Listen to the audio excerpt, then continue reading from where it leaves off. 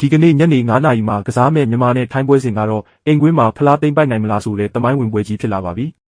အခြေအနေကအရန်ကိုစိတ်လှုပ်ရှားဖို့ကောင်းနေပါတယ်။ကျွန်တော်တို့မြန်မာမျိုးသမီးအသင်းကထိုင်းအသင်းကို2 ဂိုးပြတ်နဲ့နိုင်ရင်ဖြစ်ဒါမှမဟုတ်တွင်းဂိုးများများနဲ့2 ဂိုးအကွာနိုင်ရင်ဖြစ်ချန်ပီယံဖြစ်မှာပါ။ဒါပေမဲ့တကယ်လို့2 ဂိုးမရှိနဲ့ကတ်နိုင်ခဲ့ရင်တော့အဝါကတ်အရေးအတွက်တွေကြည့်ရမယ့်အပြင်ကွင်းထဲမှာပင်နယ်တီအဆုံးဖြတ်ထိသွားရနိုင်တဲ့တကယ်ကိုအသေးရစရာဒရမာအပြည့်အခြေအနေပါပဲ။ဒါကြောင့်ဒီလိုတမိုင်းဝင်ရင်ခုန်စရာပွဲကြီးကိုအိမ်ကနေပဲထိုင်ကြည့်နေလို့လုံးဝမဖြစ်တော့ပါဘူး။ရန်ကုန်မြို့ကဘောလုံးဝါသနာအိုးတွေအားလုံးတူဝနာကွင်းကြီးတဲ့ကိုအရောက်လာခဲ့ပြီးအနီရောင်ဂျာစီတွေဝတ်ကကျွန်တော်တို့ရဲ့ချင်းသစ်မလေးတွေကိုအာမှန်ပြည့်နဲ့အတူတူစူညံအောင်အော်ဟစ်အားပေးလိုက်ကြရအောင်ဗျာ